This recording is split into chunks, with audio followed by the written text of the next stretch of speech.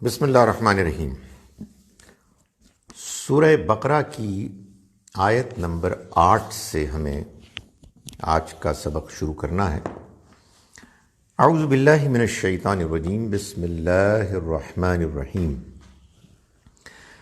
وَمِنَ النَّاسِ مَن يَقُولُ آمَنَّا بِاللَّهِ وَبِالْيَوْمِ الْآخِرِ، اور لوگوں میں سے کچھ ایسے بھی ہیں کہ جو کہتے ہیں کہ ہم ایمان لائے اللہ پر اور آخرت کے دن پر، وما ہم بمومنین، حالانکہ وہ ایمان لانے والے نہیں۔ یہ اب اللہ تعالیٰ بیان فرما رہے ہیں کہ مدینہ منورہ ہی میں ایک اور گروہ بھی ہے۔ سورہ بقرہ کے بالکل آغاز میں اللہ تعالیٰ نے جب یہ بات بیان فرمائی کہ یہ قرآن وہی کتاب ہے کہ جس کا وعدہ کیا گیا تھا، اس میں اور یہ ان متقیوں کے لیے ہدایت کی کتاب بن گئی ہے کہ جو غیب میں رہتے ہوئے ایمان لاتے ہیں، نماز کا اہتمام، اور ہم نے ان کو جو رزق دیا اس میں سے خرچ کرتے ہیں، تو نماز کا اہتمام کرتے ہیں جو ہم نے ان کو، اور وہ لوگ کہ جو اس پر بھی ایمان لاتے ہیں جو آپ پر نازل ہوا، اس پر بھی ایمان لاتے ہیں جو آپ سے پہلے نبیوں پر نازل ہوا، اور آخرت پر یقین رکھتے ہیں۔ ان متقی پرہیزگار صحابہ کرام کا ذکر کرنے کے بعد اللہ تعالیٰ نے ان انکار کرنے والوں کا ذکر کیا کہ جو اپنے انکار پر اڑ گئے، یعنی وہ اب کسی صورت بھی واپس جانے کے لیے اپنے اس پوزیشن سے تیار نہیں تھے۔ تو فرمایا کہ وہ لوگ کہ جنہوں نے کفر کیا، ان کے معاملے میں یہ برابر ہے، چاہے آپ ان کو خبردار کریں چاہے آپ ان کو خبردار نہ کریں، وہ ایمان نہیں لائیں گے۔ اللہ نے ان کے دلوں پر مہر کر دی ہے، اور ان کے کانوں پر بھی، اور ان کی آنکھوں کے آگے پردہ ہے، اور ان کے لیے ایک دردناک عذاب ہے۔ سو گویا کہ یہ دو ایکسٹریم گروہ ہیں کہ جن کا ذکر کر دیا۔ اب ایک تیسرا گروہ بھی تھا جو اس زمانے میں مدینہ منورہ میں یثرب میں موجود تھا، جو نہ کھلا انکار کر رہا تھا نہ وہ ایمان لایا تھا۔ وہ کچھ منافقت کے رویے میں مبتلا تھا، بہت سے مختلف اس میں بھی شیڈز تھے، کوئی پکے منافق تھے، کوئی کچھ ابھی ایمان سے کچھ تھوڑے بہت قریب تھے، لیکن بہرحال وہ ایمان نہیں لائے تھے۔ فرمایا کہ لوگوں میں سے کچھ ایسے بھی ہیں جو کہتے ہیں کہ ہم ایمان لائے اللہ پر اور آخرت کے دن پر، حالانکہ وہ ایمان لانے والے نہیں، یعنی وہ مومن نہیں۔ یثرب میں جب اللہ کے پیغام کی دعوت بالکل عام ہو گئی،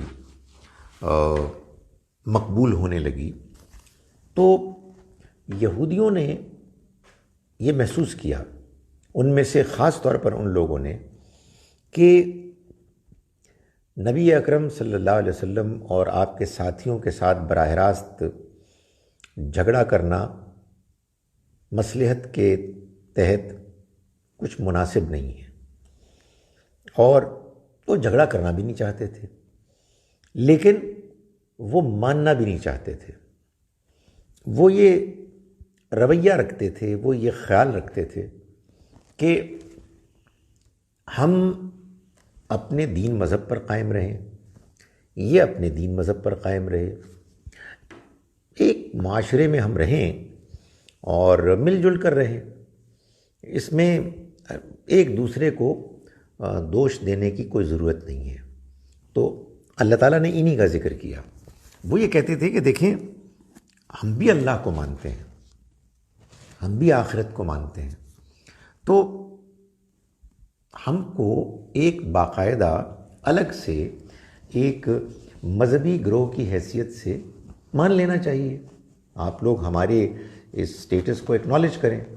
تو اللہ تعالیٰ نے فرمایا کہ لوگوں میں سے کچھ ایسے ہیں کہ جو کہتے ہیں کہ ہم ایمان لائے اللہ پر اور آخرت کے دن پر، حالانکہ وہ ایمان نہیں لائے، یعنی وہ در حقیقت مومن نہیں ہیں۔ کیوں؟ اس لیے کہ اللہ کے رسول صلی اللہ علیہ وسلم کی موجودگی میں جب کہ حق بالکل واضح ہو گیا، سچائی روشن ہو گئی، جیسے کہ ابھی ہم آگے پڑھیں گے، اس کے بعد اللہ اور آخرت کو ماننے کے نتیجے میں جو انسان کے اندر حق پسندی پیدا ہونی چاہیے، اس کا یہ تقاضا تھا کہ وہ رسول اللہ صلی اللہ علیہ وسلم کو مانتے، لیکن انہوں نے ماننے سے انکار کر دیا، تو پھر ان کا اللہ اور آخرت کو ماننا بیکار ہے۔ اس میں اصل میں کئی سوالات پیدا ہوتے ہیں۔ ایک سوال تو یہ پیدا ہوتا ہے کہ ہم تو بڑے فخر سے کہتے ہیں کہ ایک میثاق مدینہ تھا، اس میثاق مدینہ میں باقاعدہ یہودیوں کو ایکنالج کیا گیا، ہر ایک کو مذہبی آزادی ملی، ہم مذہبی آزادی اور پیسفل کو ایگزسٹنس کو مانتے ہیں، اور اس کا بڑا غیر معمولی بھرپور اظہار میثاق مدینہ میں ہوا۔ یہ بات ٹھیک بھی ہے اور نہیں بھی ہے۔ اصل میں تاریخ کے حوالے سے آرگومنٹس لانا اس لیے مجھے کبھی بھی ٹھیک نہیں لگتا۔ ہمارے پاس قرآن ہے، قرآن کی روشنی میں تاریخ کے واقعات کو انالائز کر کے ہم بیان کریں گے، مگر تاریخ خود سے کوئی دینی دلیل نہیں بنتی۔ یہ بات درست ہے کہ نبی اکرم صلی اللہ علیہ وسلم نے یثرب میں آ کے، مدینے میں آ کے ابتدا میں معاہدے کیے، وہ میثاق مدینہ بھی وجود میں آیا، سائن کیا گیا، جس میں کوئی شبہ ہی نہیں ہے کہ سب کو اپنے اپنے اختیارات دیے گئے، اپنے دائرے میں رہ کے مذہبی آزادی کے، ایک دوسرے کو پروٹیکٹ کرنے کے لیے بھی لوگوں نے انڈرٹیکنگ کی، وعدہ کیا، وغیرہ وغیرہ۔ مگر یہ ایک وقت کی بات تھی، یعنی جب ابھی اسلام کی دعوت پورے زور و شور کے ساتھ پیش نہیں ہوئی تھی، جب کہ اللہ کے رسول صلی اللہ علیہ وسلم کے رسول برحق ہونے کا یہودیوں کو ابھی احساس نہیں ہوا تھا، یا احساس ہونے کی ابھی اس پوزیشن میں نہیں تھے۔ مگر دھیرے دھیرے جب آپ مدینہ منورہ میں رہے، اللہ کی آیات نازل ہوئیں، اللہ کا پیغام ان کے سامنے پیش کیا گیا، تو پھر وہ وقت بھی آیا کہ جب کسی انسان کے لیے اللہ کے پیغمبر، اللہ کے رسول کا انکار کرنا ممکن نہیں رہا، سوائے اس کے کہ وہ اپنے اوپر یہ بلیم لے کہ وہ جان بوجھ کر انکار کر رہا ہے۔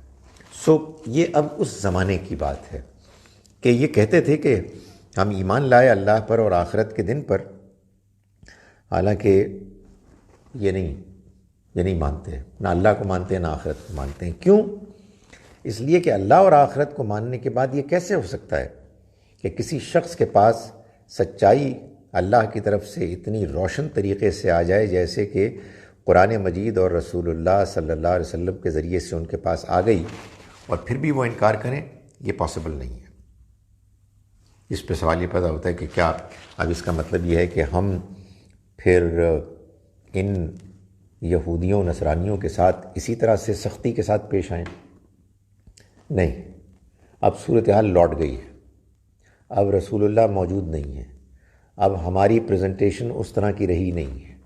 یہ ایک وقتی دور تھا جس میں حجت تمام ہو گئی تھی، بات آخری حد تک واضح ہو گئی تھی، اور کسی بھی ایسے شخص کے لیے کہ جو آپ کے علاقے میں، آپ کے زمانے میں، موجودگی میں زندہ تھا، موجود تھا، اس کے لیے آپ کا انکار اصل میں اب اللہ کا انکار تھا، آپ کا انکار آخرت کا انکار تھا۔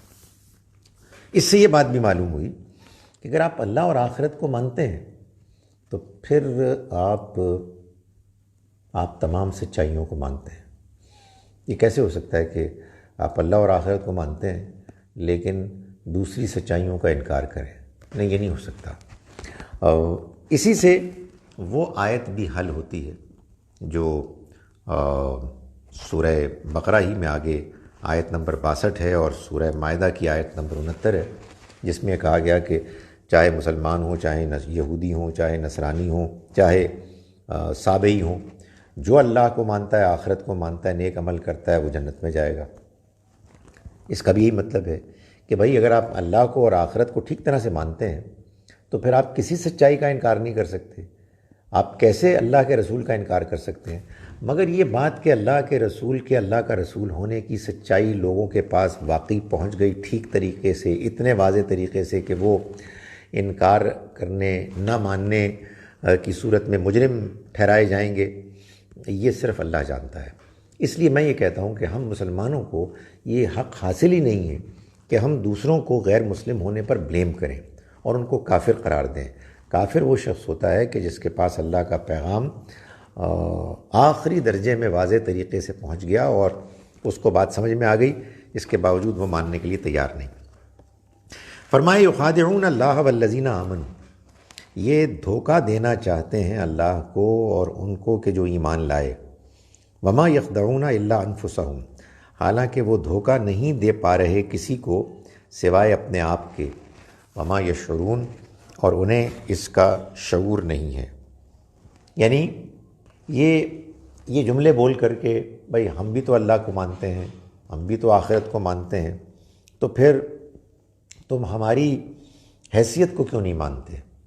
یہ اصل میں یہ جملے بول کے اپنے اندر کے کفر کو چھپا رہے ہیں۔ اس بات کو ظاہر کرنے کے لیے تیار نہیں ہیں کہ یہ جان چکے ہیں کہ محمد اللہ کے رسول ہیں، وہی رسول کہ جن کے بارے میں ان کی کتابوں میں پیشن گوئی ہے۔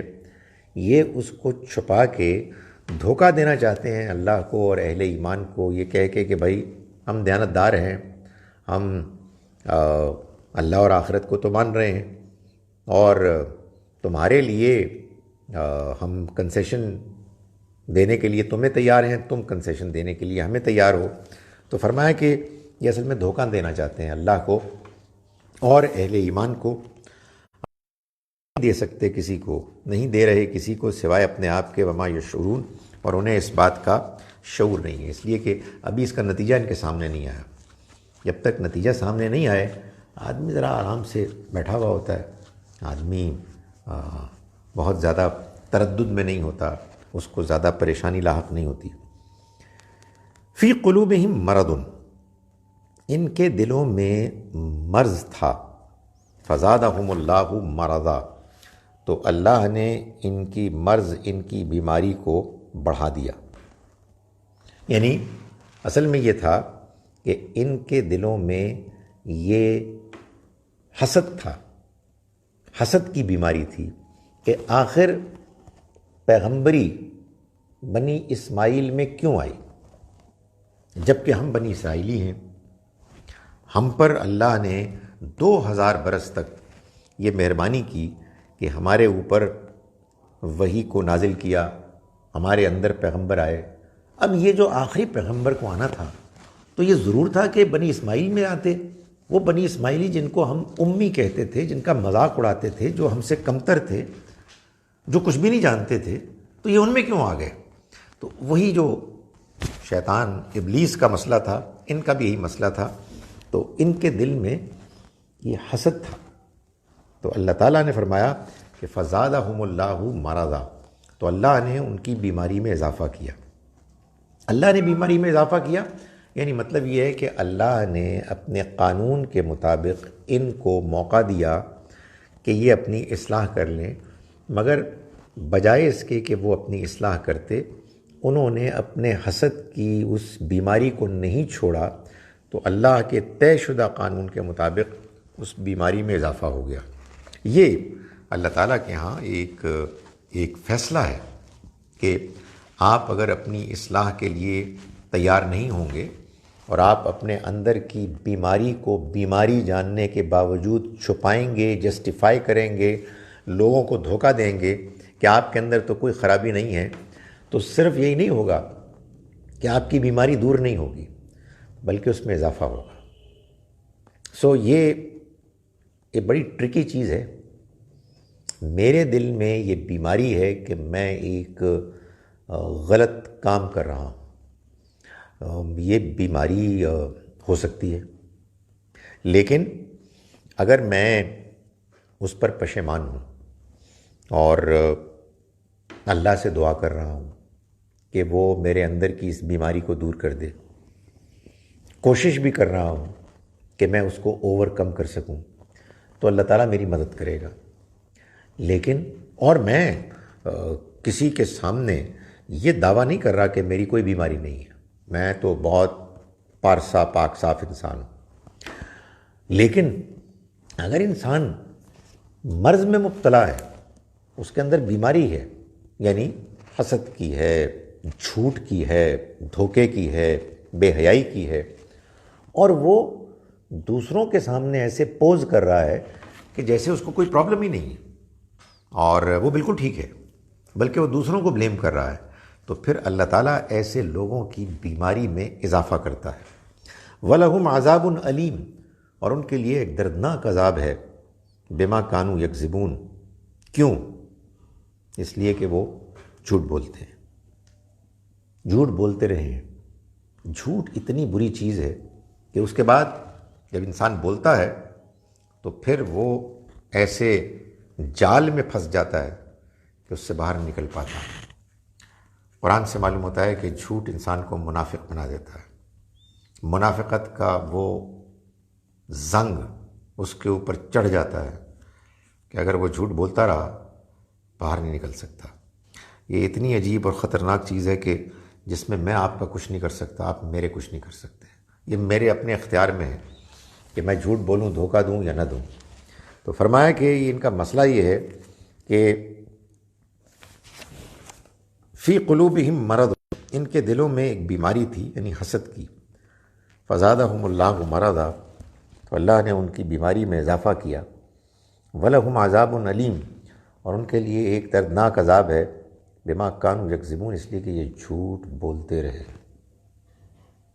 انہوں نے جھوٹ کا طریقہ نہیں چھوڑا۔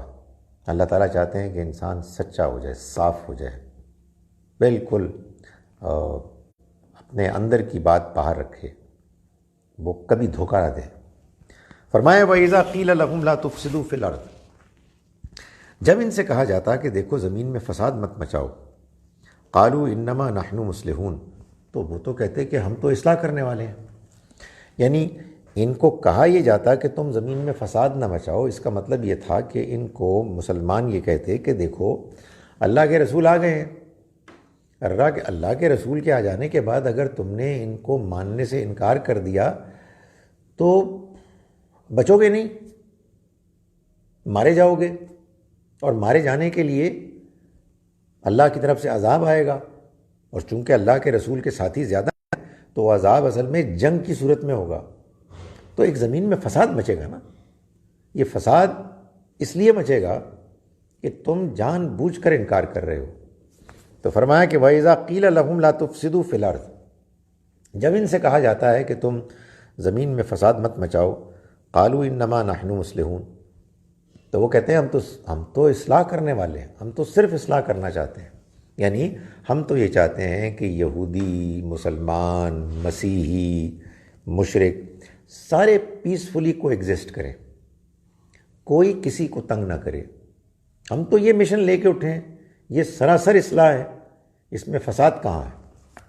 فرمایا الا، جان لو، انہم ہم المفسدون، یہ لوگ یہی فساد مچانے والے ہیں، ولکن لا یشعرون، مگر ان کو اس کا شعور نہیں ہے۔ یعنی یہ اللہ کے رسول کے آ جانے کے بعد، حق بات کے واضح ہو جانے کے بعد، اس بات کو جان لینے کے بعد کہ اللہ کے رسول کے آ جانے کے بعد اگر کوئی شخص جان بوجھ کر انکار کرتا ہے تو پھر وہ اس دنیا میں ہی سزا پاتا ہے۔ وہ اپنے آپ کو کچھ دھوکہ دے رہے تھے کہ کسی طرح سے ہم اگر یہ ایک فارمولہ پیش کر دیں کہ جس میں ہم یہ کہیں کہ ہم تو اصلاح چاہتے ہیں، آپ مسلمان بن کے رہے، ہم اپنے مذہب پہ رہتے ہیں، تو ان کو یہ قرآن مجید نے کہا کہ ان کو یہ اندازہ نہیں ہے کہ یہ جو کچھ کر رہے ہیں یہ فساد ہے، اس کے نتیجے میں زمین میں فساد مچ جائے گا، جب خدا کا عذاب آئے گا تو یہلکون النسل والحرث والنسل، یہ دونوں چیزیں یعنی فصل بھی اور نسل بھی دونوں کو برباد کر دیں گے، اس لیے کہ پھر وہ سزا، وہ عذاب جب آئے گا تو پھر وہ ہر چیز کا صفایا کر دے گا۔ وَإِذَا قِيلَ لَهُمْ آمِنُوا، اور جب ان سے کہا جاتا ہے کہ ایمان لاؤ، کما آمن الناس، جیسے کہ یہ لوگ ایمان لائے، یعنی صحابہ کرام، یہ مہاجر، یہ انصار، یہ بھی تو اللہ کے رسول پر ایمان لائے ہیں، ان کے سامنے جب سچائی آ گئی تو اس کے بعد انکار کی کوئی گنجائش نہیں تھی۔ قالوا ونؤمن، انہوں نے کہا کہ کیا ہم ایمان لائیں، کما آمن السفہاء، ایسے کہ جیسے یہ بیوقوف ایمان لائے۔ یہ ظاہر ہے کہ اپنے دل میں کہتے تھے، اپنی نجی مجلسوں میں کہتے تھے، سامنے نہیں کہتے تھے، تو وہ کہتے کہ کیا ہم ایمان لائیں ایسے جیسے کہ یہ بیوقوف ایمان لائیں، یعنی وہ صحابہ کرام کو نعوذ باللہ بیوقوف سمجھتے تھے کہ یہ ایمان لے آئے ہیں اور ان کو اب اپنی دنیا کی پرواہی نہیں ہے، سب کچھ لٹا رہے ہیں، حد یہ ہے کہ جان نثار کرنے کے لیے تیار ہیں، نہ بابا نہ، ہم کو اس طرح کا ایمان نہیں چاہیے۔ سو وہ ان کا مذاق اڑاتے اور ان کے بارے میں کہتے کہ بیوقوف ہیں۔ پہلے ہی وہ بنی اسماعیل کا مذاق اڑاتے تھے، یہ بھی ایک بڑی گھٹیا بات ہے، نہایت گھٹیا ہیں وہ لوگ کہ جو دوسروں کا مذاق اڑاتے ہیں اور خوش ہوتے ہیں کہ ہم دوسروں کا مذاق اڑا کے ہم کوئی اپنے آپ کو بڑا بنا رہے ہیں۔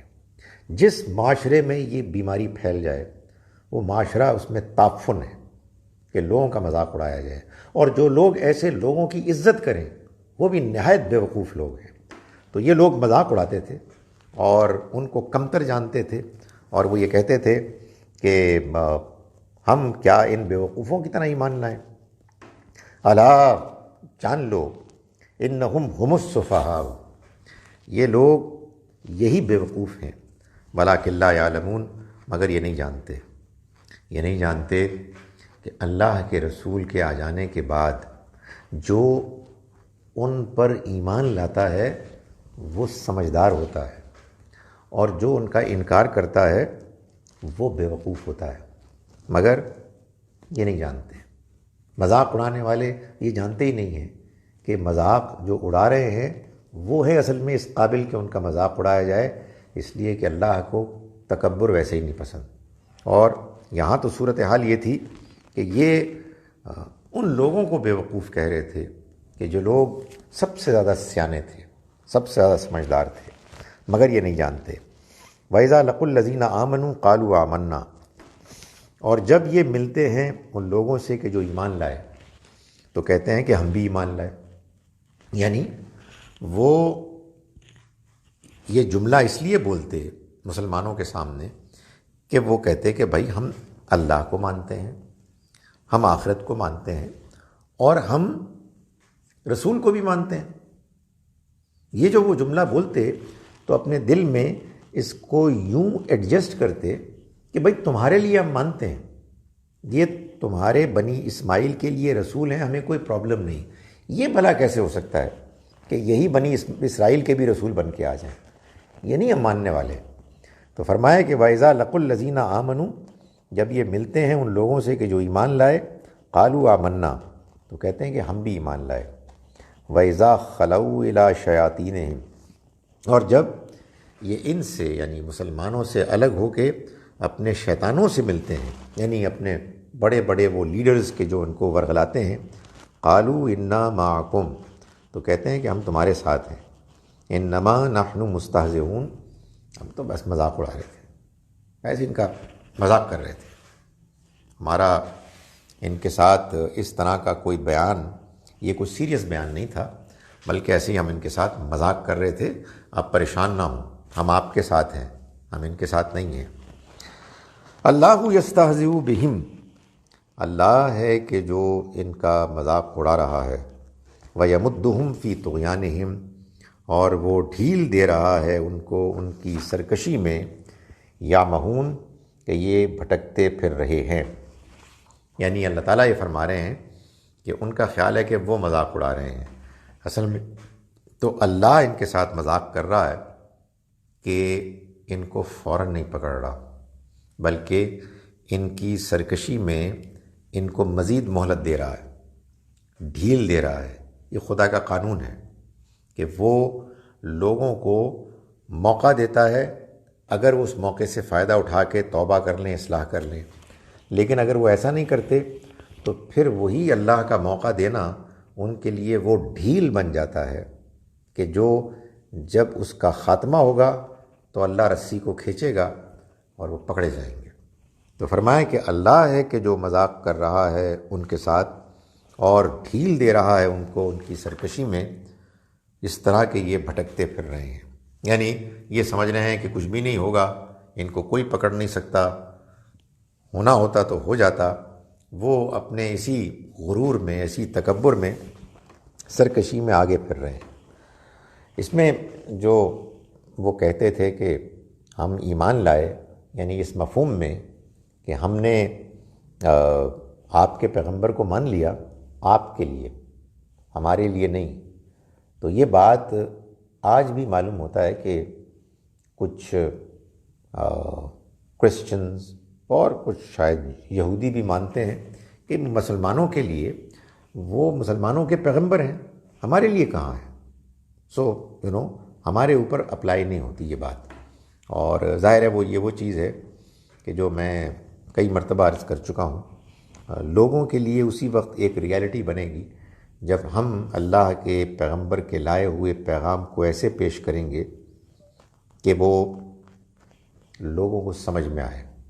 یہ ضروری نہیں ہے کہ اگر ہم ان کو سمجھا پائیں تو وہ ضرور مان ہی لیں، لیکن بہرحال ہماری طرف سے جو پریزنٹیشن ہے وہ ایسی ہونی چاہیے کہ جو قرآن کے مطابق ہو اور جو لوگوں کو سمجھ میں آنے والی ہو۔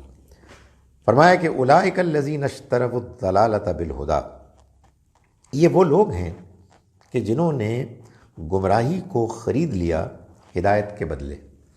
یہ قرآن مجید نے بار بار بیان کیا ہے کہ اس دنیا میں انسان، سارے ہی انسان ٹریڈ کر رہے ہیں، تجارت کر رہے ہیں، آپ کہیے بارٹر ٹریڈ، جس میں وہ ایک شے کو دیتے ہیں تو دوسری شے حاصل کرتے ہیں۔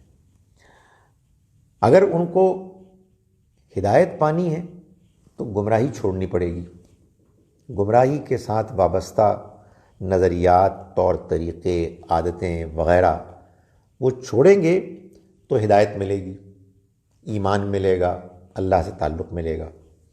لیکن اگر انسان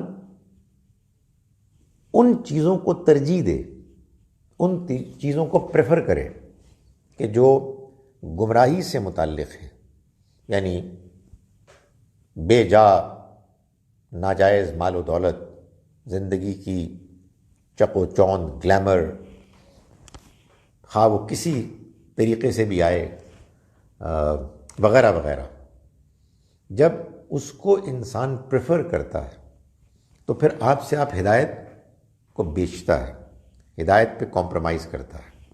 تو فرمایا کہ اولئک الذین اشتروا الضلالۃ بالہدیٰ، یہ وہ لوگ ہیں کہ جنہوں نے خرید لی گمراہی ہدایت کے بدلے، ہدایت بیچ کر۔ فما ربحت تجارتہم، تو ان کی تجارت نفع بخش نہ ہوئی۔ ربحت یہ وہی ہے، ربح، منافع، جس سے مرابحہ ہے، جو اسلامک بینکنگ کا ایک پروڈکٹ ہے۔ سو ان کی تجارت کام نہیں آئی، وما کانوا مہتدین، اور نہ ہی یہ ہدایت پا سکے، کوئی راستہ پا سکے، یعنی ان کے لیے یہ ممکن نہیں ہوا کہ یہ اب ہدایت کے راستے پر چل سکے۔ یہ جو ان کی منافقت ایسی تھی کہ وہ بھی اب ایکسپوز ہونے والی تھی، اور جو کمپرومائز کی پالیسی یہ آفر کر رہے تھے وہ بھی کچھ عرصے کے بعد ایکسپوز ہو گئی، اور یہ بات واضح ہو گئی کہ ان کو اب کوئی راستہ ملنے والا نہیں ہے. یہ جو چال چل رہے تھے وہ چال ان کے لیے ناکام ہو گئی. فرمایا مثلہم کمثل الذی استوقد نارا، ان کی مثال ایسے ہے جیسے کہ کسی نے آگ جلائی.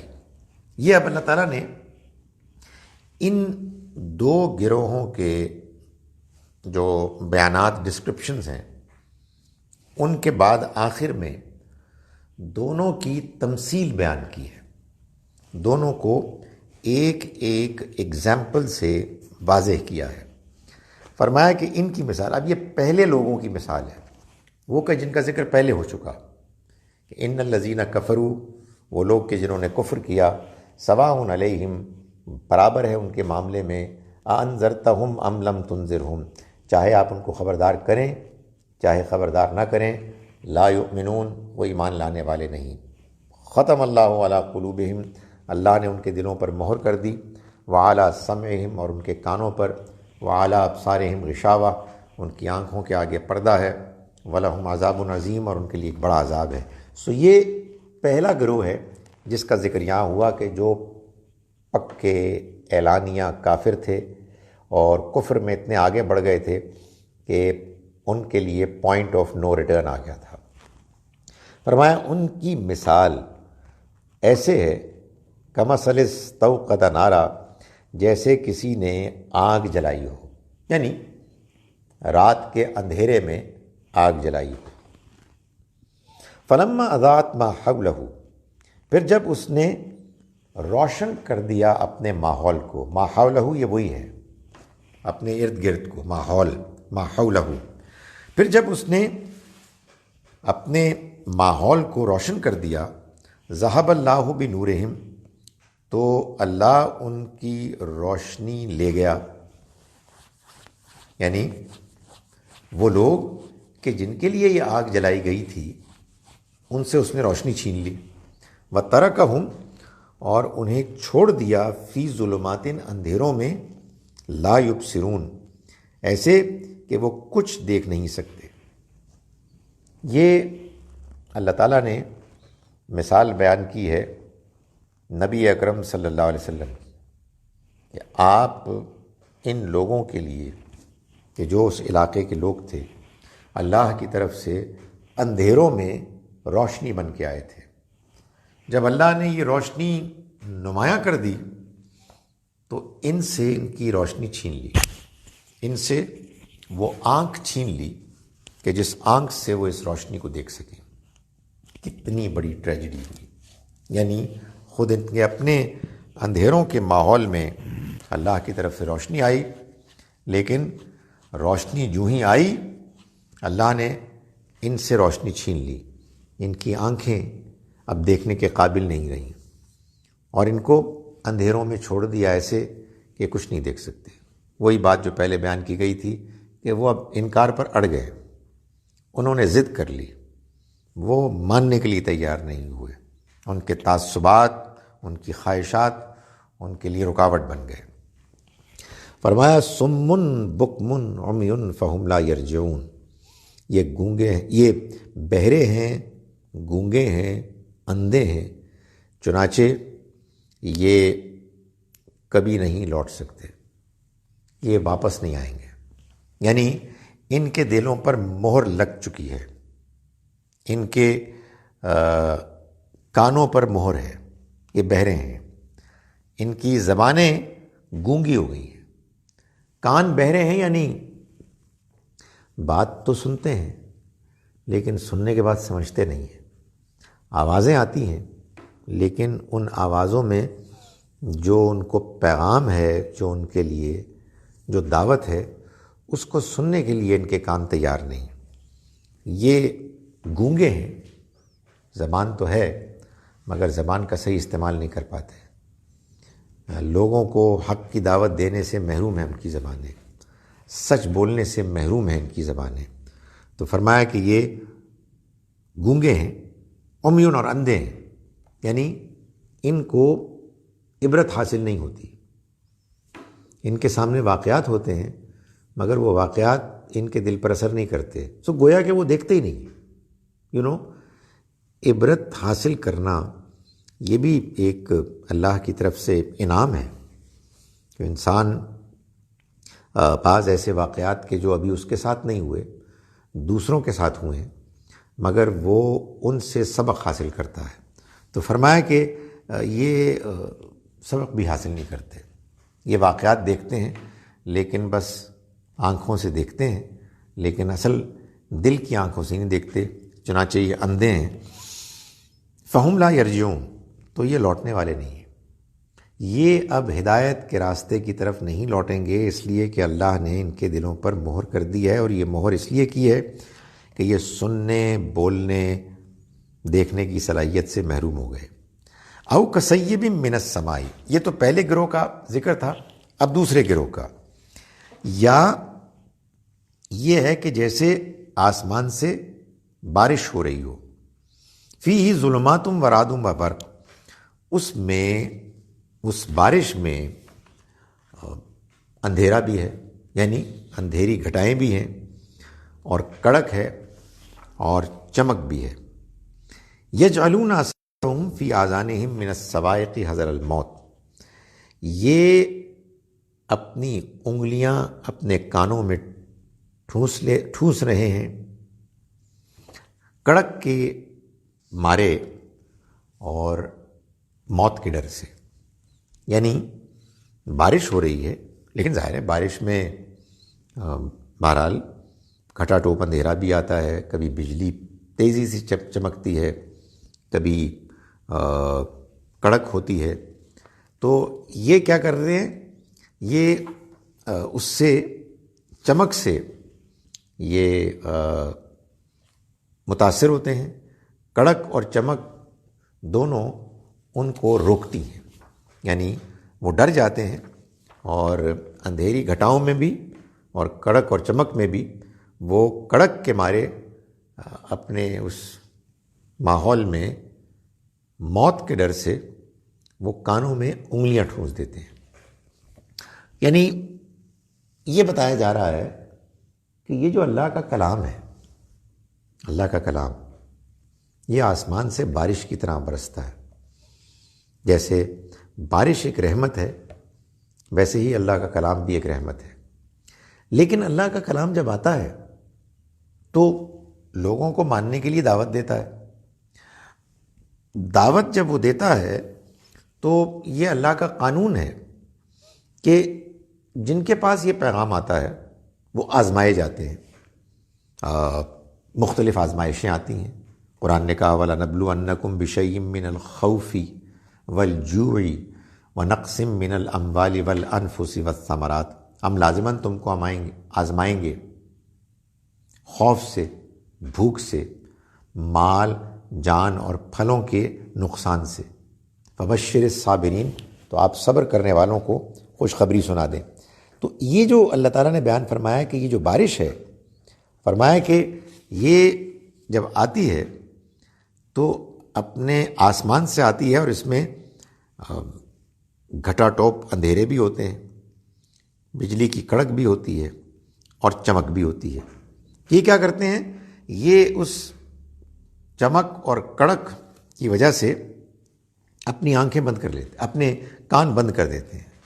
یعنی بہرحال جب اللہ کا پیغام آتا ہے تو اپنے ساتھ آزمائشیں لے کے آتا ہے، وہ ان آزمائشوں سے گھبرا جاتے ہیں.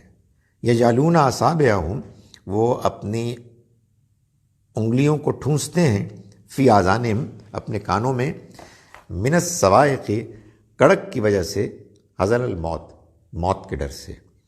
واللہ محیط بالکافرین، اور اللہ ان انکار کرنے والوں کو ہر طرف سے گھیرے پہ لیے ہوئے ہیں. یعنی یہ تو اپنی طرف سے اپنا بچاؤ کر رہے ہیں، ان کو یہ اندازہ نہیں ہے کہ موت تو ان کو کبھی بھی آ کر دبوچ سکتی ہے. اس وجہ سے یہ جو اہتمام کر رہے ہیں یہ بالکل بیکار ہے.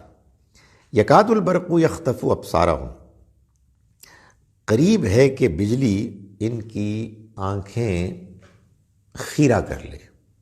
آنکھیں اٹھا کے لے جائے، یعنی خیرہ کر لے۔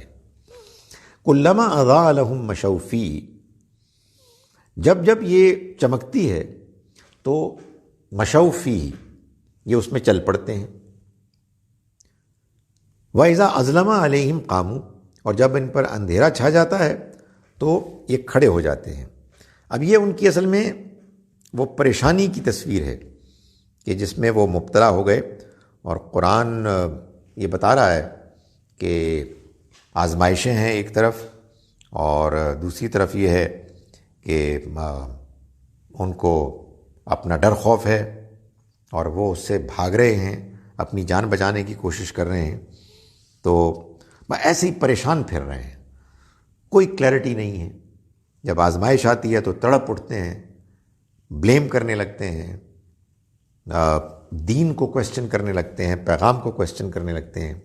تو فرمایا کہ یہ سب معاملات ہیں کہ جو ہو رہے ہیں۔ فرمایا کہ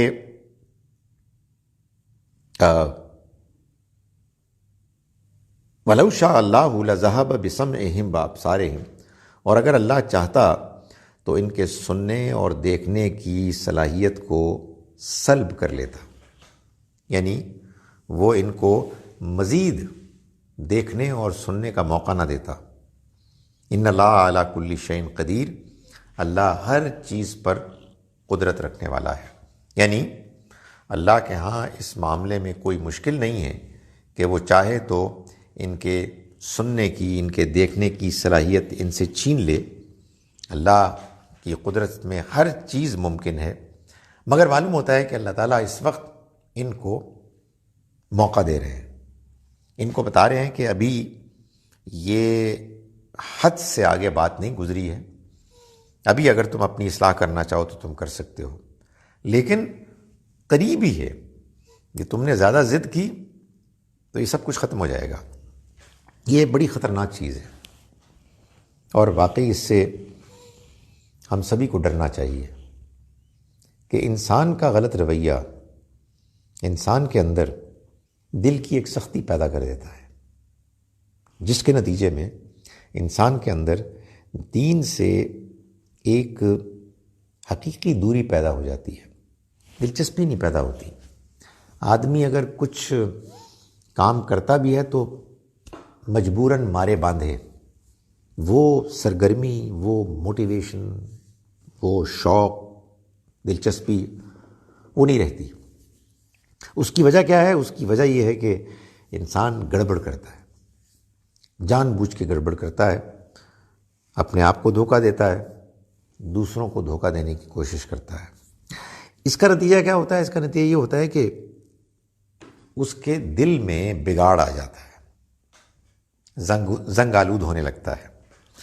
اب یہ ایک پروسیس ہے، یہ پروسیس چلتے چلتے چلتے چلتے وہاں تک بھی پہنچ جاتا ہے کہ جس کے بعد دل اتنا زیادہ زنگ آلود ہو جاتا ہے کہ انسان کے لیے مزید اصلاح کا کوئی امکان باقی نہیں رہتا۔ وہ موقع کب آتا ہے؟ اللہ جانتا ہے، کوئی انسان نہیں جان سکتا، لیکن بہرحال انسان یہ ضرور کر سکتا ہے کہ جب تک اس کے پاس موقع ہے وہ فائٹ کرے، اپنی اصلاح کرے، اپنے اندر کی گندگی کو صاف کرے، اور اس بات کی توقع کرے، دعا کرے کہ اللہ تعالیٰ اس کو ہدایت دیں اور اللہ اس کو گمراہی سے نکالے۔ یہاں اللہ تعالیٰ ان لوگوں کو کہ جو منافقت کا رویہ اختیار کرنے والے تھے، ان کے بارے میں یہ کہا کہ اگر اللہ چاہتا تو اسی وقت ان سے ان کے کان اور آنکھیں چھین لیتا، یعنی ان سے ان کی سننے کی صلاحیت اور دیکھنے کی صلاحیت جو اللہ نے ان کو دی تھی ان سے واپس لے لیتا۔ اللہ ہر چیز پر قادر ہے، لیکن اس نے ابھی کیا نہیں۔ چنانچہ ان کے پاس موقع ہے، اگر یہ چاہیں تو اپنی اصلاح کر کے، صحیح رویہ اختیار کر کے یہ کوشش کر سکتے ہیں کہ ایک مرتبہ پھر ایمان کی طرف مائل ہوں، ایمان کو، سچے ایمان کو اختیار کرنے کی کوشش کریں۔ اگر وہ ایسا کریں گے تو اس کا امکان ہے کہ اللہ تعالیٰ بھی ان پر اپنی مہربانی فرمائے گا، لیکن جو یہ حرکتیں کر رہے ہیں، جو یہ کرتوت کر رہے ہیں، اس میں یہ بات ہوتی ہوئی نظر نہیں آ رہی۔ اللہ چاہتا تو اس سے پہلے ہی ان کو محروم کر دیتا، اس لیے کہ اللہ ہر چیز پر قدرت رکھنے والا ہے۔ میں اب ان آیات کا ترجمہ آپ کے سامنے ایک مرتبہ پھر پیش کر رہا ہوں۔ بسم اللہ الرحمن الرحیم۔ وَمِنَ النَّاسِ، اور لوگوں میں سے کچھ ایسے بھی ہیں، مَن یقول آمنا باللہ، کہ جو کہتے ہیں کہ ہم ایمان لائے اللہ پر، وبالیوم الآخر، اور آخرت کے دن پر، وما ہم بمومنین، حالانکہ وہ ایمان نہیں لائے، وہ ایمان لانے والے نہیں۔ یخادعون اللہ والذین آمنوا، وہ دھوکہ دینا چاہتے ہیں اللہ کو اور ان کو کہ جو ایمان لائے۔ وما یخدعون الا انفسہم، حالانکہ وہ دھوکہ نہیں دے سکتے کسی کو بھی سوائے اپنے آپ کے۔ وما یشعرون، اور انہیں اس بات کا اندازہ نہیں، انہیں اس بات کا شعور نہیں۔ فی قلوبہم مرض، ان کے دلوں میں ایک بیماری تھی۔ فزادہم اللہ مرضا، تو اللہ نے اس بیماری میں اضافہ فرمایا۔ وَلَهُمْ عَذَابٌ علیم، اور ان کے لیے ایک دردناک عذاب ہوگا۔ بما کانوا یکذبون، اس وجہ سے کہ جو وہ جھوٹ بولتے رہے، جھوٹ کا رویہ اختیار کرتے رہے۔ وَإِذَا قِيلَ لَهُمْ لَا تُفْسِدُوا فِي الْأَرْضِ، اور جب ان سے کہا جاتا ہے کہ تم زمین میں فساد مت مچاؤ، پیغمبر کا، رسول کا انکار کر کے زمین میں فساد مت مچاؤ۔ قالوا انما نحن مصلحون، تو وہ کہتے ہیں کہ ہم تو صرف اصلاح کرنے والے ہیں، ہم کہاں فساد مچا رہے ہیں۔ الا، جان لو، انہم ہم المفسدون، یہی فساد مچانے والے ہیں۔ ولکن لا یشعرون، مگر انہیں اس کا شعور نہیں، ان کو اس کا احساس نہیں۔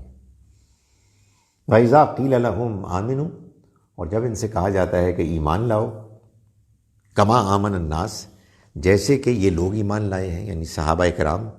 قالوا، تو وہ کہتے ہیں، انؤمن، کیا ہم ایمان لائیں، کما آمن السفہاء، جیسے کہ یہ بیوقوف ایمان لائے۔ الا، جان لو، انہم ہم السفہاء، یہی بیوقوف ہیں۔ ولکن لا یعلمون، مگر یہ نہیں جانتے۔ وَإِذَا لَقُوا الَّذِينَ آمَنُوا، اور جب یہ ملتے ہیں ان سے کہ جو ایمان لائے، قالوا آمنا، تو کہتے ہیں کہ ہم بھی ایمان لے آئے، ہم بھی ایمان لائے۔ وَإِذَا خَلَوْا إِلَىٰ شَيَاطِینِہِمْ، اور جب یہ ان سے ہٹ کے، یعنی اہل ایمان سے الگ ہو کے اپنے شیطانوں کی طرف جاتے ہیں، قالوا انا معکم، تو کہتے ہیں کہ ہم تمہارے ساتھ ہیں۔ انما نحن مستہزئون، ہم تو بس مذاق کر رہے تھے۔ اللہ یستہزئ بہم، اللہ ہے کہ جو ان سے مذاق کر رہا ہے۔ ویمدہم فی طغیانہم، اور ڈھیل دے رہا ہے ان کو ان کی سرکشی میں۔ یعمہون، اس طرح کہ یہ بھٹکتے پھر رہے ہیں۔ اولئک الذین اشتروا الضلالۃ بالہدی، یہ وہ لوگ ہیں کہ جنہوں نے گمراہی کو خرید لیا ہدایت کے بدلے، گمراہی کو اختیار کر لیا ہدایت کے بدلے۔ فما ربحت تجارتہم، تو ان کی تجارت ان کے لیے نفع بخش نہ ہوئی۔ وما کانوا مہتدین، اور نہ ہی یہ راستہ پا سکے۔ مثلہم کمثل الذی استوقد نارا، ان کی مثال اس شخص کی سی مثال ہے کہ جس نے آگ جلائی، یعنی اندھیری رات میں آگ جلائی۔ فلما اضاءت ما حولہ، پھر جب اس نے اس کے ماحول کو روشن کر دیا، ذہب اللہ بنورہم، تو لے گیا اللہ ان کی روشنی کو، ان کے نور کو۔ وترکہم فی ظلمات لا یبصرون، اور انہیں چھوڑ دیا اندھیروں میں، وہ نہیں دیکھ سکتے۔ سمن بکمن عمیون، وہ بہرے ہیں، گونگے ہیں، اندھے ہیں۔ فہم لا یرجعون، تو چنانچہ وہ لوٹ کر آنے والے نہیں۔ او کصیب من السماء، یا پھر ان کی مثال یعنی دوسرے گروہ کی مثال ہے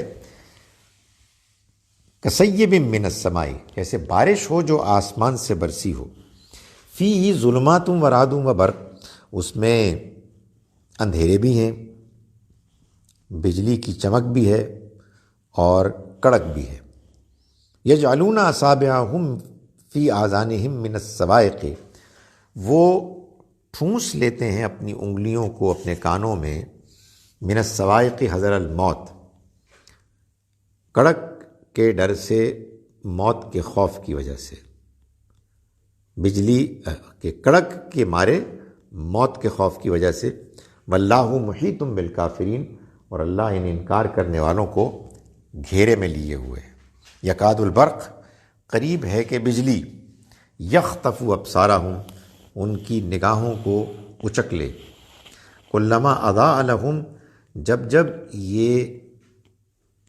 جب وہ روشن کرتی ہے ان کے لیے راستے کو، مشوا فیہ، وہ اس میں چل پڑتے ہیں، وَإِذَا أَظْلَمَ عَلَيْهِمْ، اور جب وہ ان پر اندھیرا کرتا ہے، قاموا، تو وہ کھڑے ہو جاتے ہیں، وَلَوْ شَاءَ اللَّهُ، اور اگر اللہ چاہتا، لَذَهَبَ بِسَمْعِهِمْ وَأَبْصَارِهِمْ، تو یقیناً ان کے سننے اور دیکھنے کی صلاحیت کو سلب کر لیتا، لے جاتا، ان اللہ علی کل شیء قدیر، یقیناً اللہ ہر چیز پر قدرت رکھنے والا ہے۔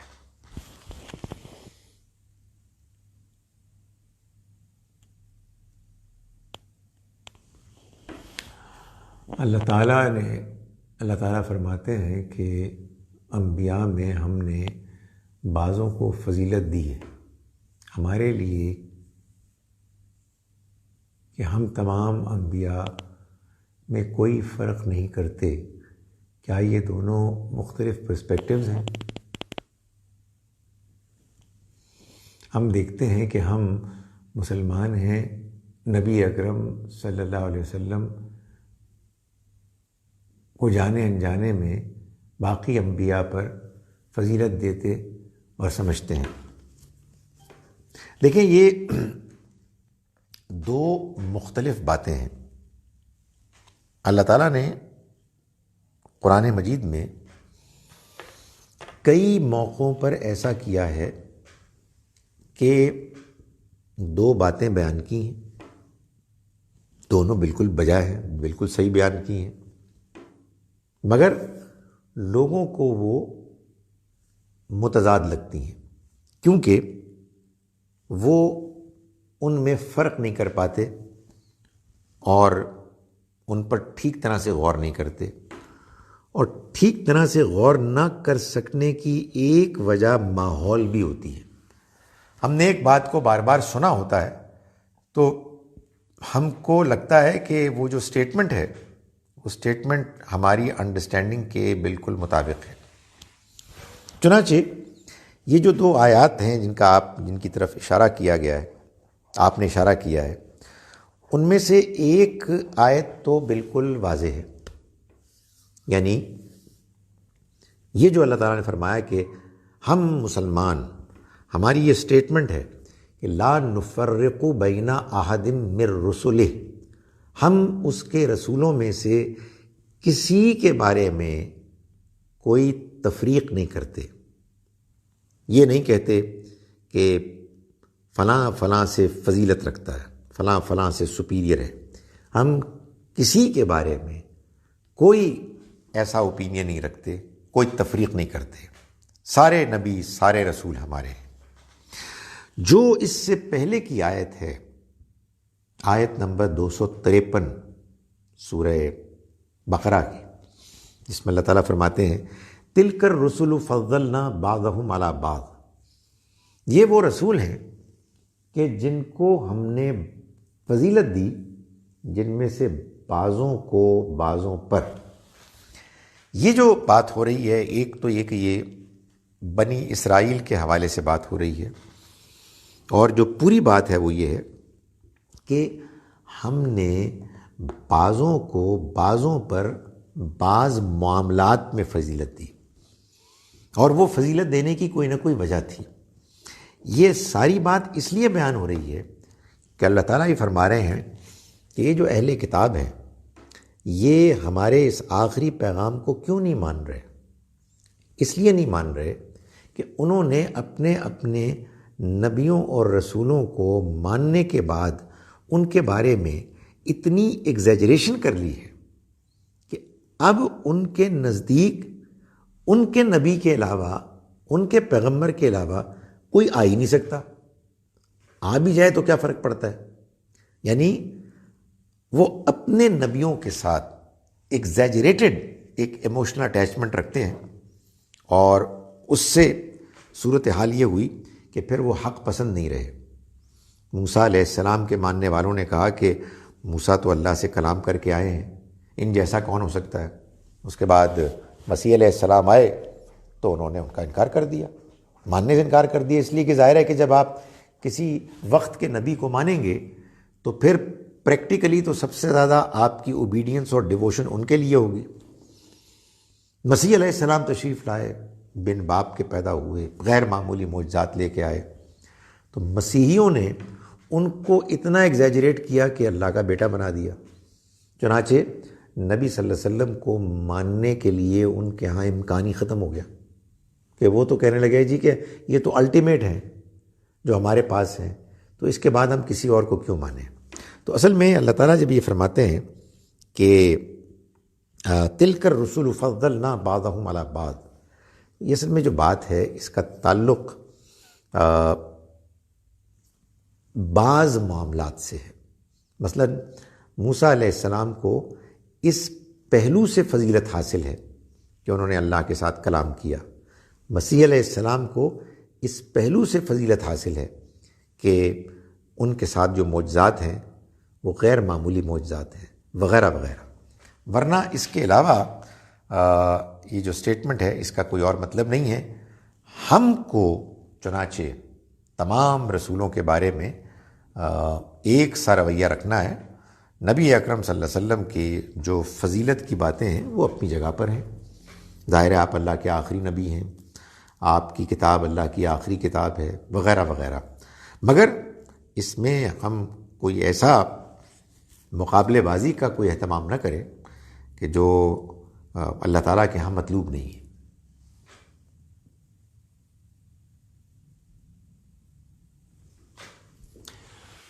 صوفی جو دین کو تصوف سے جوڑا ہے، کیا انہوں نے اللہ کی آیت کو ان کے مقام سے بدل دیا ہے؟ دیکھیں، میں اتنا سخت جملہ بولنے کے حق میں نہیں ہوں، غلطی واضح کرنی چاہیے۔ جب آپ کہتے ہیں کہ آیت کو انہوں نے اپنے مقام سے بدل دیا تو اس میں کچھ بعض اوقات ایسا لگتا ہے کہ کوئی جان بوجھ کے انٹینشن بھی تھی۔ یعنی اس میں کوئی شبہ نہیں ہے کہ تصوف جس دینی سوچ کو کہا جاتا ہے وہ اللہ کے دین سے ایک مختلف اپروچ ہے، اس میں اللہ کا دین شامل ہے مگر وہ اس کو ناکافی سمجھتے ہیں۔ ان کے خیال میں ہماری یہ شریعت یہ ایک طریقت کے راستے پہ سلوک کی منازل طے کرنے والے ایک صوفی کے لیے، ایک مرید کے لیے گویا کہ پہلا قدم ہے۔ تو ان کے ہاں تو پھر اور اونچے اونچے مقامات ہیں، ان کے ہاں آخرت کی کوئی خاص اہمیت نہیں ہے، اس لیے کہ یہ تو ایسی عوام الناس کے لیے ہے۔ تو وہ عوام سے خواص اور خواص سے اخص الخواص تک پہنچنے کے لیے تگ و دو کرتے ہیں، اور اپنی بات کو منوانے کے لیے دلیل کہاں سے لاتے ہیں؟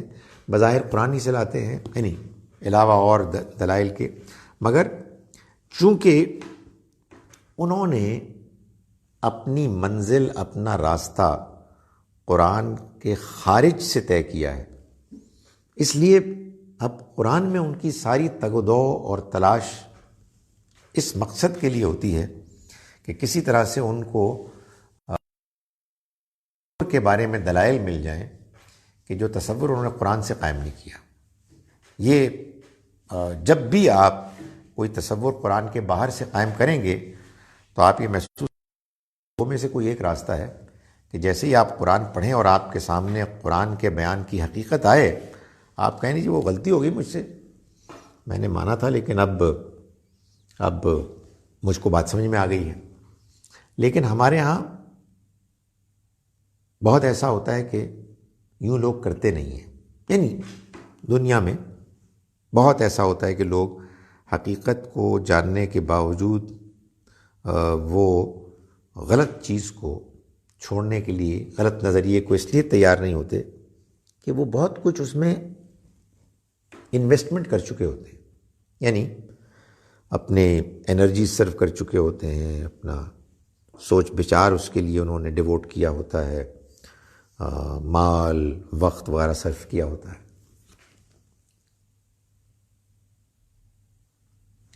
اللہ does not need our praise.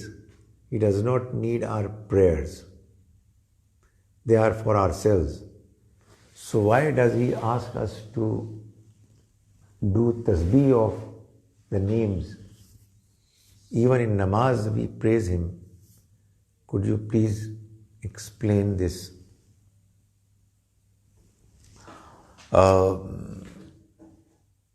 وہ تو آپ نے جواب لکھ دیا نا کہ وہ ہمارے لیے ہیں، یعنی جب یہ حقیقت ہے کہ اللہ حکیم ہے، اللہ علیم ہے، اللہ قدیر ہے، اللہ رب ہے، تو ہمیں اس کو ایکنالج کرنا چاہیے، اس لیے کہ اللہ کو اس کی صحیح صفات کے ساتھ ایکنالج کیے بغیر نہ ہم اللہ کو پہچان سکتے ہیں، نہ ہم اللہ کی اسکیم کو جان سکتے ہیں، نہ زندگی میں امتحان میں کامیابی کے ساتھ آگے بڑھ سکتے ہیں، اور نہ ہم خود اپنے آپ کو پہچان سکتے ہیں۔ ہماری زندگی میں اللہ کی معرفت، اس کی صحیح پہچان اور اس کی روشنی میں صحیح رویہ یہ کرٹیکل ہے، اور اس کے لیے بہت ضروری ہے کہ ہم اللہ کی صفات کو جانیں ایسے کہ جیسے کہ وہ ہیں۔ جتنا جانیں گے اتنا ہم اللہ کے قریب آئیں گے، اتنا ہم آزمائش میں پورا اتریں گے، اور کنورسلی جتنا ہم اس کی صفات کی معرفت سے دور ہوں گے اتنا ہی ہم زندگی میں آزمائش میں ہم ناکام ہوں گے، اتنا ہی ہم اللہ سے دور ہوں گے۔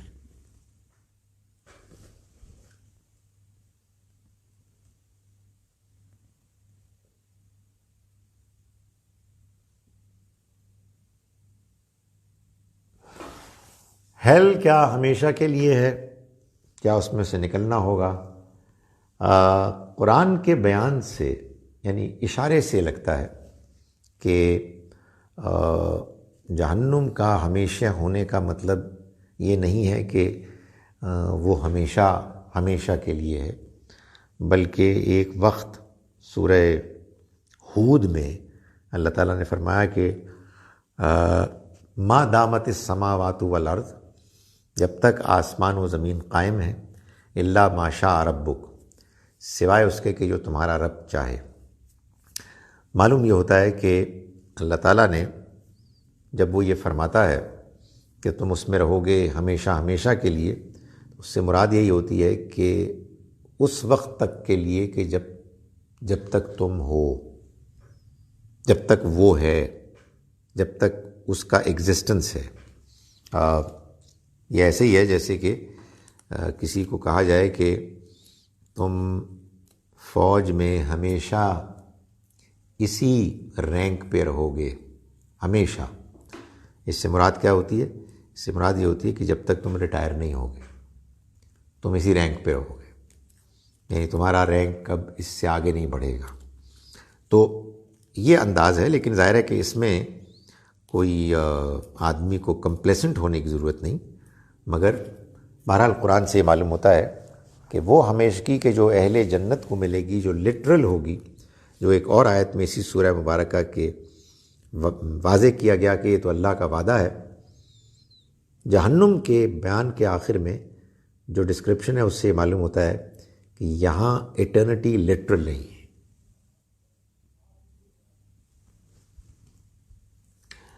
ٹو بی اے کریٹر اللہ needs his creation. Without his creation he won't be a creator. So in other words, he needs us too, even though he is as-samad, doesn't need anyone or anything, as he is the sustainer. Kindly explain. نہیں میں یہ explain نہیں کر سکتا. میں اللہ کے بارے میں یہ کیسے جسارت کروں کہ اس کو ہماری ضرورت ہے, ہمیں اس کی ضرورت ہے. میں اس کی جگہ پہ بیٹھ کے یہ تبصرہ نہیں کر سکتا. مجھے کسی چیز کی ضرورت نہیں ہے, ہمیں اس کی ضرورت ہے. اس نے ہمیں اگر بنایا ہے, پتہ نہیں کیوں بنایا ہے, یعنی اپنے پوائنٹ آف ویو سے. شاید یہ بات صحیح ہے کہ اس کی رحمت کا یہ تقاضا ہے, لیکن اس کی کوئی ضرورت ہے نہیں. اس کی کوئی ضرورت نہیں, اس کی کوئی ضرورت نہیں. اس کے نتیجے میں یہ ممکن ہے کہ میرے اندر ایک خاص قسم کا ایک ایروگنس پیدا ہو جائے کہ اس کو بھی تو میری ضرورت ہے. نہیں, اس کو میری کوئی ضرورت نہیں. مجھے اس کی ضرورت ہے, میں محتاج ہوں, اس کی کوئی احتیاج نہیں ہے. اس کی بس مہربانی تھی, اس کی مہربانی تھی کہ اس نے مجھے پیدا کیا. باقی اس سے زیادہ میں اس کو ایسے نہیں جانتا کہ میں اس کو اپنے اوپر امیجن کروں, اپنے اوپر قیاس کروں. وہ میری پہنچ سے, میری امیجنیشن سے ماورا ہے.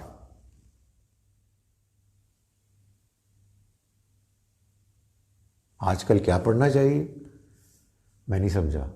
نماز پڑھنی چاہیے, اللہ سے دعا کرنی چاہیے, اللہ سے معافی مانگنی چاہیے. مطلب معافی مانگنا کیا ہوگا؟ استغفر اللہ کہنا نہیں. اصل میں معافی تو آدمی مانگتا ہے جب ریئلائز کرتا ہے کہ اس سے کوئی گڑبڑ ہوئی ہے. اگر ہمیں آج کے اس ماحول میں, اس فضا میں یہ احساس ہو رہا ہے کہ موت تو آنی ہے, لیکن اب آنے کے چانسز زیادہ ہیں, تو اس کے بعد احساس ہونا چاہیے نا کہ ہم گڑبڑ کر رہے ہیں.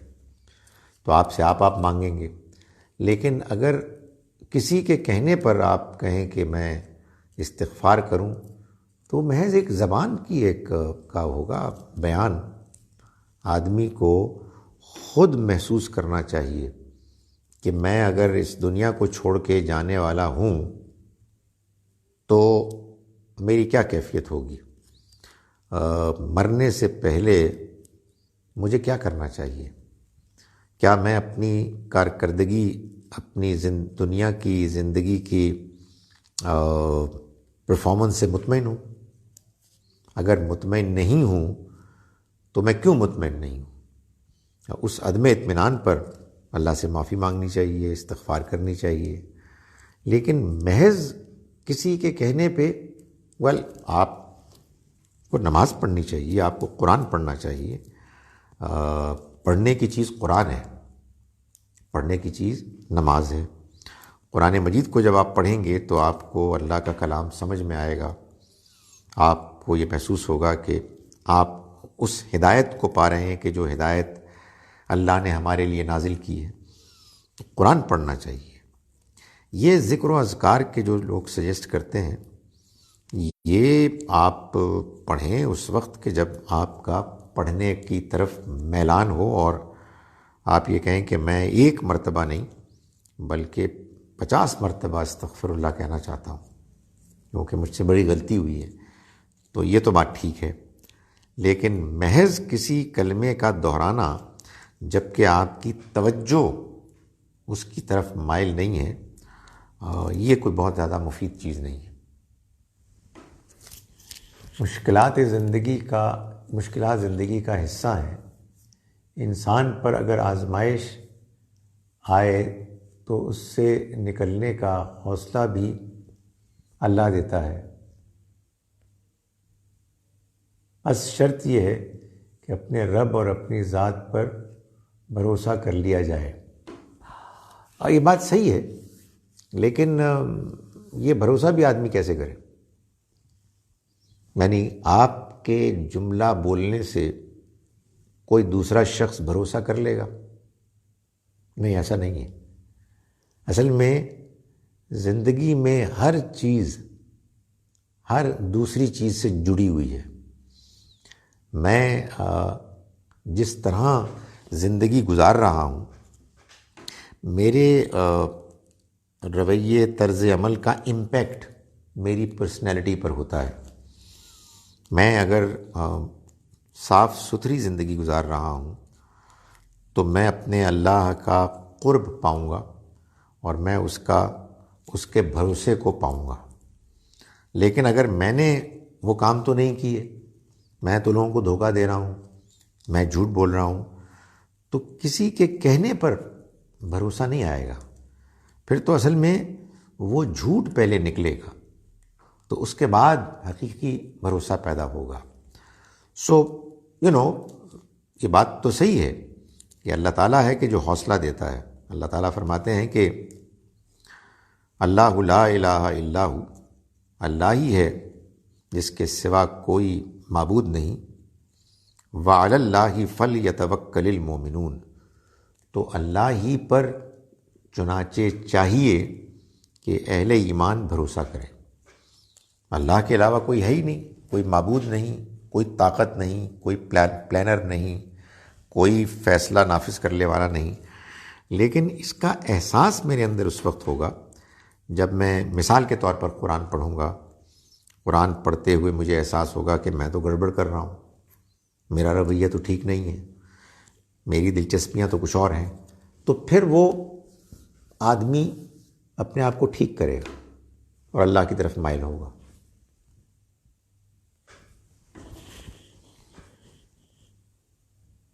Please tell me what to read. What can I read in difficult times like these?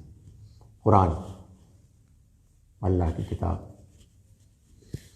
آپ اللہ کی کتاب کو پڑھیں اور سمجھ کے پڑھیں، تدبر کے ساتھ، اور اللہ سے باتیں کریں، نماز میں بھی کریں، قرآن کو پڑھتے ہوئے بھی کریں، سوچیں، غور کریں۔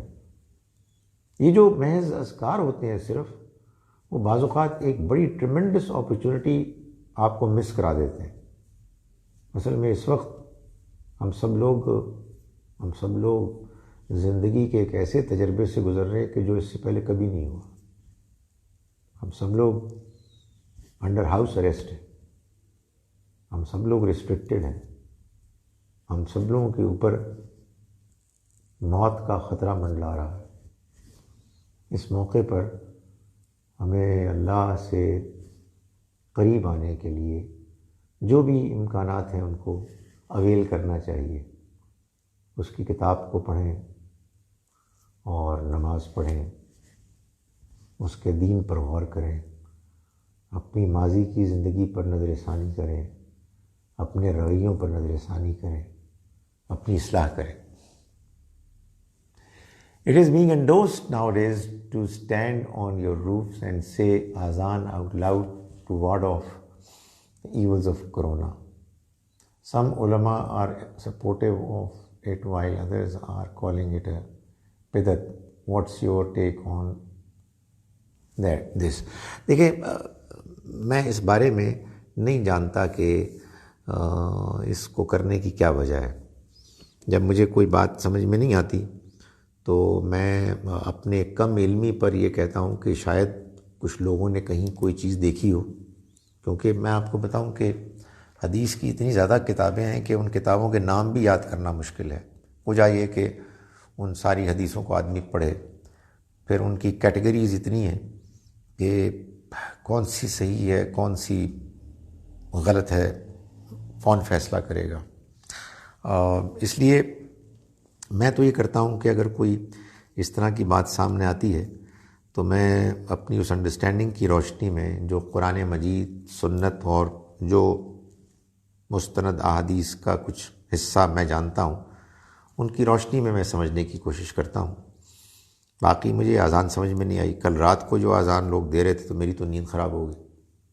یعنی لوگوں نے اپنے لیے وہ یہ نہیں معلوم کہ رات کو 12 بجے اٹھے ہوئے کیوں تھے، 12 تک 12:30 بجے تھے.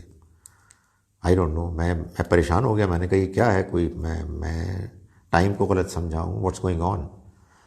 سو میرا خیال ہے کہ ایک سیدھا سادہ معاملہ ہے کہ ہمیں ایک اپرچونٹی ملی ہے کہ ہم اس اپرچونٹی کو پا کر نظر ثانی کریں. یہ بڑی غیر معمولی اپرچونٹی ہے، اس لیے کہ عام طور پر ہم اپنے زندگی کے معاملات میں ایسے مگن ہوتے ہیں کہ سوچنے کا موقع نہیں ملتا.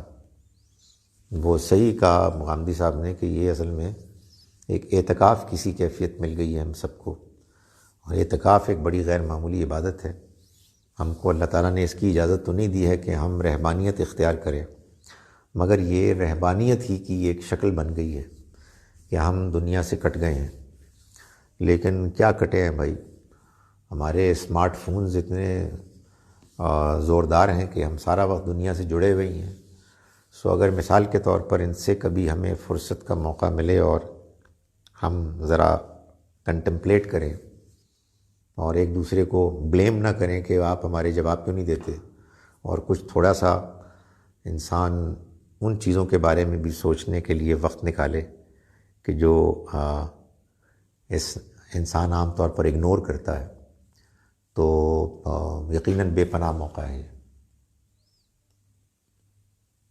Suggest some books on prophetical basis of Islam. القرآن الحکیم. جو بھی کتاب اس کے علاوہ آپ پڑھیں گے وہ انسانوں نے لکھی ہوئی ہوگی. جو سیرت کی کتابیں ہیں، اصل میں اس میں جو مشکل ہے وہ یہ ہے کہ لوگ سیرت کی کتاب جب لکھتے ہیں تو ان کو ایک پوری سٹوری لکھنی پڑتی ہے. وہ سٹوری کتنی صحیح ہے کتنی غلط ہے اللہ جانے. پڑھنے والا یہ سمجھتا ہے کہ وہ ساری سٹوری صحیح ہے، اور یہ ایک عجیب بات ہے کہ جب وہ آدمی سٹوری پڑھ لیتا ہے اور اس کو انٹرنلائز کر لیتا ہے تو اس کو وہ سٹوری قرآن سے زیادہ اپیل کرتی ہے. یہ میں نے خود سنا ہے لوگوں کے، نیک لوگوں کی زبانی، کہ قرآن مجید تو ہم نے بہت مرتبہ پڑھا تھا لیکن جب حدیث کی کتاب پڑھی تو معلوم ہوا کہ دین اصل میں کیا ہے. میں نہیں سمجھ سکا کہ یہ کیا اسٹیٹمنٹ ہے.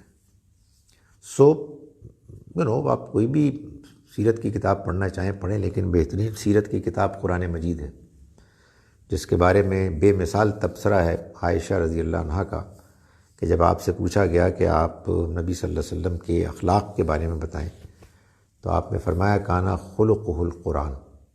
آپ کا اخلاق اصل میں قرآن تھا، قرآن پر مبنی تھا. آپ ایک چلتا پھرتا قرآن تھے. میں آج ہی کچھ اسٹوڈنٹس کو بتا رہا تھا کہ قرآن ایک ایسی یونیک کتاب ہے، لوگوں کو اس کا احساس نہیں ہے، کہ جس میں اللہ تعالیٰ نے نبی اکرم صلی اللہ علیہ وسلم کے بعض اوقات احساسات بیان کیے ہیں. کون سی کتاب آپ کو بتائے گی حضور کیسے سوچ رہے تھے، آپ کی کیا کیفیت تھی؟ جو بتائیں گے بھی اس پہ آپ کو کیا بھروسہ؟ یہ تو پیورسٹ آف دا پیور ہے. سو میرا یہ ہمیشہ سے یہ خیال رہا ہے کہ قرآن مسلمانوں کے ہاں بہت انڈر ریٹڈ، انڈر اسٹیمیٹڈ کتاب ہے. میرے یہ قرآن کی کلاسز سننے والی، میرے ظاہر ہے میں کیا بیان کرتا ہوں، کچھ بھی نہیں بیان کرتا، سادہ ترجمہ کرتا ہوں اور اس میں بھی ظاہر ہے میں کوتاہیاں کرتا ہوں. لیکن مجھے بہت سے لوگوں نے یہ احساس دلایا کہ اصل میں آپ کے ہم قرآن کلاس جوائن کرتے ہیں کویسچن آنسرز کے لیے. یہ بڑی عجیب سی بات ہے. یعنی کویسچن آنسر میں کیا کرتا ہوں، میں گپے مارتا ہوں، جو میرے ذہن میں آیا انٹ سنٹ وہ میں نے بیان کر دیا. اصل چیز تو قرآن ہے، اس کی طرف توجہ کرنی چاہیے. ہیونگ سیڈ دیٹ، اگر آپ حدیث، آپ سیرت کی کوئی کتاب پڑھنا چاہتے ہیں جو قرآن کی روشنی میں لکھی گئی ہے تو وہ پھر خالد مسعود صاحب کی ہے، نبی امی اسی نام سے ہے شاید. وہ آپ کو، آپ المورد سے اگر مانگیں تو آپ کو مل جائے گی.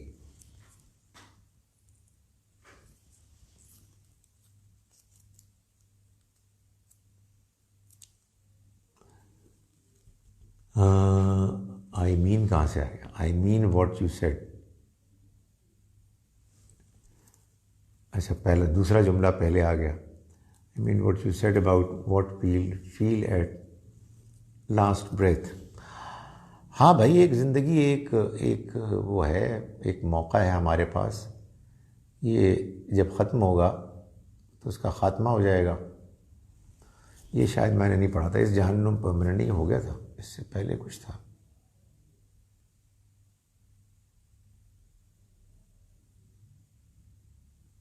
ہو گیا سب کچھ. چلیں جی، بہت بہت شکریہ جناب آپ کا.